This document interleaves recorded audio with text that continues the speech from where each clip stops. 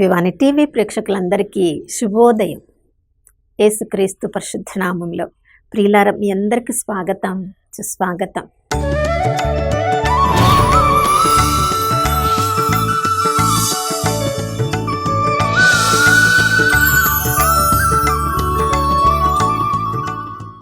గడిచిన కాలమంతా కంటికి రెప్పలా కాచుకున్న త్రియేక దేవునికి పూర్ణ హృదయంతో, పూర్ణాత్మతో, పూర్ణ శక్తితో వందనాలు తెలియచేద్దాం.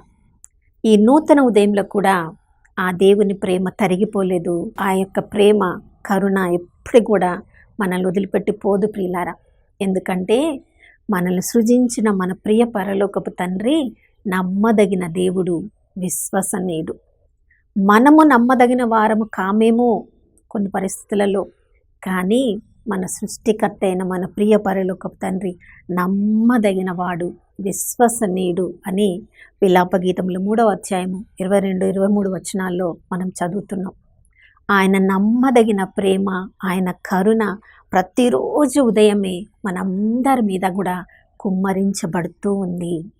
దాన్ని మనం విశ్వసించినట్లయితే ఆ కృపను మన జీవితంలో ప్రతిరోజు కూడా మనం అనుభవిస్తాం. ప్రియులారా, ఈ లోకంలో పుట్టిన దగ్గర నుంచి ఈ లోకాన్ని విడిచి వెళ్ళిపోయే వరకు ఎన్నెన్నో మార్పులు మన జీవితంలో జరుగుతూ ఉంటాయి. మనం పుట్టినప్పుడు ఒక ఎత్తులో, ఒక విడుతులో మనం ఉంటాము. మనము వయసులో పెరుగుతూ ఉన్న కొద్దీ మన శరీరంలో మార్పులు, మన మనస్సులో మార్పులు, రకరకాల మార్పులను, రూపాంతరం చెందడాన్ని మన ప్రతి ఒక్కరి జీవితంలో మనం గమనిస్తూ ఉంటాం. ఈ మార్పులు చెందడము, రూపాంతరము కావడము కేవలము ఈ బాహ్య శరీరానికి మాత్రమేనా? కాదు ప్రియులారా. ఈ లోకంలో మనం పసిబిడ్డగా జన్మించినప్పుడు మన ఆత్మీయ స్థితి మనకి తెలియదు. మనం ఎవరు మనకి జన్మనిచ్చారు, ఎవరు మనల్ని లోకానికి తీసుకొని వచ్చారు, ఈ లోకంలో మన జీవితం యొక్క పరమార్థం ఏంటి, దేని కొరకు మనము ఈ లోకంలో సృజింపబడ్డాము, వాటన్నిటి గురించి మనకు తెలియదు. కానీ మానసిక పరిపక్వత జరుగుతూ ఉన్న కొద్దీ మన జీవిత పరిమార్థాన్ని, మనల్ని సృజించిన దేవుని యొక్క ఉద్దేశాన్ని మనం తెలుసుకుంటూ ఉంటాం. కొన్నిసార్లు మన అవసరాన్ని బట్టి ఆ దేవుణ్ణి వెతుకుతాం. మరికొన్నిసార్లు ఈ లోకంలో మనకి కావలసిన అన్నిటితో మనము సుఖంగా, సంతోషంగా ఉన్నప్పుడు ఆ జీవిత పరమార్థాన్ని, మనల్ని సృష్టించిన దేవుణ్ణి మనము తెలుసుకోలేకపోతాం. అలాంటి పరిస్థితులలో దేవుడు మనల్ని వదిలేస్తాడా ప్రియులారా? మన జీవిత పరమార్థం మనకు తెలియకుండా మనల్ని లోకం నుంచి తీసుకుంటారా? కానే కాదు. ఏ ఉద్దేశముతో దేవుడు మనల్ని లోకంలో పంపించారో ఆ ఉద్దేశాన్ని మన పెద్దల ద్వారానో, మనతో స్వయంగా మాట్లాడో దేవుడు తప్పకుండా మనకు తెలియజేస్తారు. అదే మనము అపోస్తలుడైన పౌలు జీవితంలో జరిగింది మనం చదువుతూ ఉన్నాం. మనము సౌలుగా అతడు మనకు పరిచయం చేయబడ్డాడు. అపోస్తల కార్యములు 9వ అధ్యాయంలో ఆయన రూపాంతరం చెందడాన్ని మనం గమనిస్తున్నాం. ఫిలిప్పీలకు రాసిన లేఖ 3వ అధ్యాయంలో మనం చదువుతున్నాం. ఆయన జన్మ ఎంత గొప్ప గోత్రంలో, బెన్యామీను గోత్రంలో మొదటి రాజుగా ఎన్నుకోబడిన సౌలు జన్మించిన బెన్యామీను గోత్రంలో అతడు జన్మింపబడ్డాడు. ప్రియులారా, పరిసయ్యుడిగా ఎంత గొప్ప పేరున్నవాడు. గమాలియేలు దగ్గర అతడు విద్యాభ్యాసం పొందినాడు. తన తండ్రి వలన రోమ పౌర సభ్యత్వాన్ని కూడా పొంది ఉన్నాడు. బాగా చదువుకున్నవాడు, ఆస్తి అంతస్తులు ఉన్నవాడు, అధికారం ఉన్నవాడు. ప్రియులారా, దానితో ఇదే తన జీవితం ఏమో, యూదా మతమే మతము, అందరూ దాన్ని పాటించాల్సిందే, దాని కొరకే తన జీవితాన్ని వెచ్చించే ప్రయత్నంలో ఉన్నప్పుడు చూడండి, ఎంతోమంది యేసుప్రభు యొక్క మార్గాన్ని అవలంబించే వాళ్ళు అది సత్యము అని అతనికి తెలియచేయడానికి ప్రయత్నించి ఉండవచ్చు. మానవుల మాటలు సౌలు పట్టించుకోనప్పుడు ప్రియులారా, దేవుడు వదిలివేశాడా? స్వయాన యేసుక్రీస్తు ప్రభుల వారే ఆయనకు దర్శనమిచ్చారు. నీ జీవితంలో, నా జీవితంలో, శారీరక జీవితానికి సంబంధించి, లోకానికి సంబంధించి మనం సంతృప్తిగా ఉండవచ్చు. అదే మన అసలు జీవితం అని అనుకొని ఉండవచ్చు. కాదు ప్రియులారా, మన పెద్దల ద్వారా దేవుడు మనతో మాట్లాడుతున్నప్పుడు మనం వినగలగాలి. బైబిల్ గ్రంథాన్ని చదువుతున్నప్పుడు మన జీవిత పరమార్థం ఏంటి, దేవుడు మనకి ఏం చెప్తున్నాడు మనం అర్థం చేసుకోగలగాలి. దేవుడు ఎంతోమందిని మన దగ్గరికి పంపించి మన జీవిత ఉద్దేశాన్ని మనకు తెలియజేయడానికి ప్రయత్నిస్తూ ఉంటారు. అయినా కూడా మనము విననప్పుడు దేవుడే స్వయంగా సౌలుకి కనపడినట్లుగా నీకు నాకు లోకంలో ఎంతోమందికి కనపడ్డాన్ని మనం చదువుతూ ఉన్నాం, వింటూ ఉన్నాం. అవును ప్రియులారా, దేవుడు సౌలుకు కనిపించినప్పుడు తనను తాను సంఘముగా, తన శరీరమైన సంఘముగా పరిచయం చేసుకుంటున్నాడు. ఈ లోకంలో తనను విశ్వసించిన ప్రతి ఒక్కరిలో యేసుక్రీస్తు ప్రభుల వారు, ఆ ప్రభు యొక్క ఆత్మ సజీవంగా ఉన్నారు. ఆ ప్రభువు గురించి ఎవరెవరు మనతో మాట్లాడుతున్నారో వారందరి ద్వారా మన జీవిత పరమార్థానికి సంబంధించిన ఎన్నో విషయాలను దేవుడు మనకు తెలియచేస్తూ ఉన్నారు. ఒక్కసారి ఆ ప్రభువుని స్వయాన చూడగలిగాడు, ఆ ప్రభుని స్వరాన్ని వినగలిగాడు. ఇక తన జీవితాన్ని మార్చుకున్న తర్వాత ఎన్ని శ్రమలు కలిగినా, ఎన్ని శోధనలు కలిగినా వెనుదిరిగి చూడలేదు ప్రియులారా. మరణించవలసి వచ్చినప్పటికీ కూడా ఆ ప్రభువు కొరకే నా జీవిత పోరాటం, నీ దాన్ని చక్కగా ముగించాను అని తన జీవిత సాక్ష్యాన్ని జీవిత కాలంలోనే చెప్పగలిగాడు. ప్రియులారా, మరికొంతమంది తమ జీవిత పరిస్థితులను బట్టి ఆ ప్రభుని వెతుక్కుంటూ వచ్చి తమ జీవితంలో మార్పును కలుగచేసుకుంటారు. మత్తయి సువార్త 15:21 నుంచి మనం చదువుతున్నాం. ఆమె కననీయ ప్రాంతానికి చెందిన స్త్రీ, ఆమె యూద స్త్రీ కాదు. అయినప్పటికీ కూడా తనకు ఉన్న పరిస్థితిని బట్టి తన కుమార్తె దయ్యంతో పీడించబడుతూ ఉంది. ఆ కుమార్తె బాధ చూడలేకపోయింది కాబట్టి తూరు సీదోను పట్టణ ప్రాంతానికి చెందినప్పటికీ తన కుమార్తెను ఎవరు స్వస్థతపరచగలరు, విడుదల చేయగలరు ఆ తల్లి తెలుసుకొని పరుగున ప్రభువు దగ్గరికి వచ్చి ఉండవచ్చు. చూడండి ప్రియులారా, ప్రభువు రాగానే ఆమెను స్వస్థపరిచారా?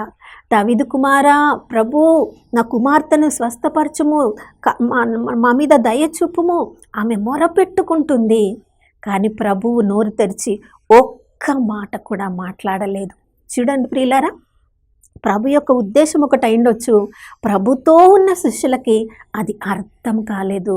వాళ్ళు అనుకున్నారు ప్రభు ఈమె కననీయ స్త్రీ కాబట్టి ఆమెను పట్టించుకోవడం లేదు, ఆమెను దూరంగా పంపించేద్దాం, ఆమెను దూరంగా ఉంచండి, అలా అర్థం చేసుకున్నారు. వాళ్ళు ఆమెను దూరంగా పెట్టారు కూడా.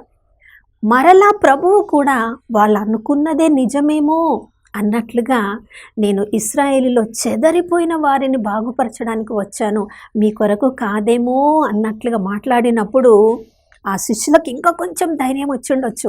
మనం ఆమెను దూరంగా పెట్టడం మంచిదే, ప్రభువే నిజంగా ఆమెకు స్వస్థత ఇవ్వాలని అనుకోవడం లేదు అని వాళ్ళు తలంచి ఉండవచ్చు. ప్రభు ఇంకా కొంచెము ముందుకు వెళ్ళి ఆమె విశ్వాసాన్ని పరీక్షిస్తున్నారు. ప్రియులారా, మన జీవితంలో అన్ని మనం కోరుకున్న వెంటనే జరగవు.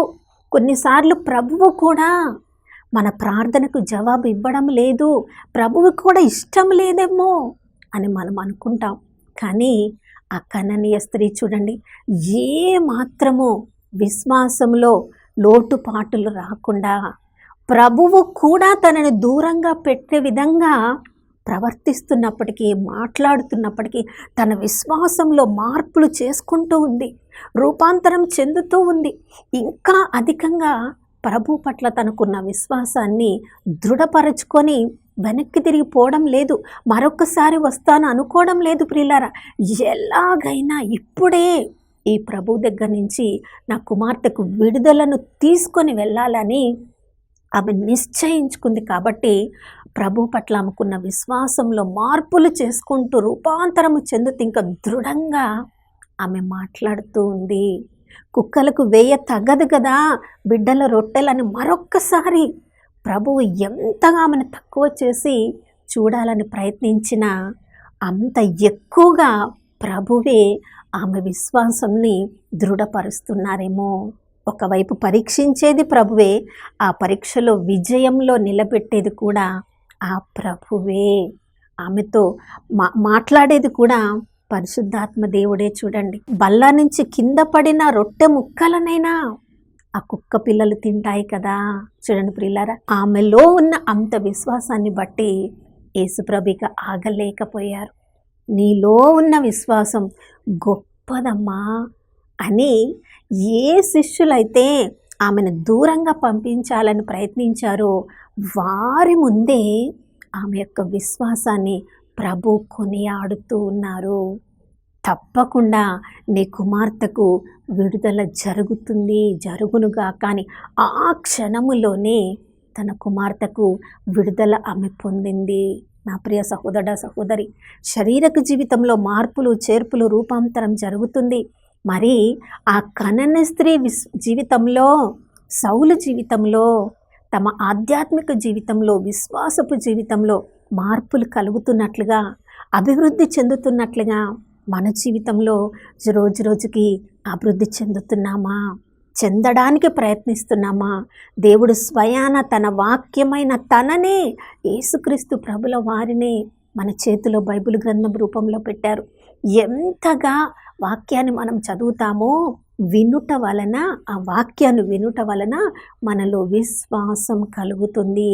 కాబట్టి మనం ఏ పని చేస్తూ ఉన్నా మన మనస్సులో మాత్రం, మన హృదయంలో మాత్రం ఆత్మయు జీవమునైనా ఆ వాక్యాన్ని మనం పఠిస్తూ ఉండాలి, ధ్యానిస్తూ ఉండాలి, దాని ప్రకారం జీవిస్తూ ఉండాలి. తద్వారా మన జీవితంలో, ఆత్మీయ జీవితంలో కలుగుతున్న గొప్ప మార్పులను బట్టి ఒకరోజు గొప్ప సాక్షిగా సౌలు వలె మన జీవితం ఉండాలి ప్రియులారా. అటువంటి గొప్ప కృపను ఈరోజు మనందరికి అనుగ్రహించమని ప్రార్థించుకుందాం. నాతో కలిసి ప్రార్థించండి. పరిశుద్ధమైన దేవానికి స్తోత్రములు తండ్రి. అవును ప్రభువా, మా శారీరక జీవితంలో కలుగుతున్న మార్పుల వలె ఆధ్యాత్మిక జీవితంలో కూడా, మా విశ్వాసపు జీవితంలో కూడా ప్రతిరోజు అభివృద్ధి జరగాలని మీరు మాకు ఎన్నో అవకాశములను ఇస్తూ ఉన్నారు ప్రభువా. కానీ మా శరీరం పట్ల ఉన్న శ్రద్ధ, మా ఆధ్యాత్మిక జీవితాన్ని అభివృద్ధి పరచుకోవడంలో అంతకంటే ఎక్కువ శ్రద్ధను కలిగి ఉండినట్లుగా కృపను అనుగ్రహించండి. యెహోషువ ఏ విధంగా తనకి చెప్పబడిన విధంగా వాక్యాన్ని ధ్యానించాడు, పఠించాడు, పాటించాడు కాబట్టి ఇశ్రాయేలు ప్రజలందరికీ కూడా వారి వారి భూభాగములను పంపగల నాయన, వాళ్ళందరికీ ఇవ్వగలగ గొప్ప బాధ్యతను నెరవేర్చగలిగాడు తండ్రి. మా అందరి జీవితంలో కూడా ఒక గొప్ప బాధ్యతను మీరు మాకు అనుగ్రహించారు ప్రభువా. దానికి తగ్గట్టుగా మా విశ్వాసపు జీవితాన్ని ప్రతిరోజు మేము అభివృద్ధి పరచుకోవడానికి ప్రభువా, మా అందరిలో నూతన అభిషేకాన్ని ఈ క్షణంలో అనుగ్రహించమని, మా అందరి జీవితాల్లో మీ యొక్క ఉద్దేశాన్ని మేము తెలుసుకొని దాన్ని నెరవేర్చగలిగిన కృపను మా అందరికీ అనుగ్రహించమని యేసయ్య పరిశుద్ధ నామంలో అడిగి వేడుకొనిచున్నాము తండ్రి, ఆమేన్. అవును ప్రియులారా, దేవుని వాక్యమే మన పాదములకు దీపము, మన త్రోవకు వెలుగు. మన ఆత్మీయ జీవితంలో కూడా ఆ వాక్యము ద్వారా బలపరచబడదాం, ప్రభువులకు సాక్ష్యంగా జీవించుదాం. మరొక నూతన శుభోదయంలో మనం అందరం కలుసుకునే వరకు దివ్యవాణి టీవీని వీక్షిస్తూ ఉందాం. ఇమ్మానుయేలు, ప్రభు మనతో ఉన్నారు.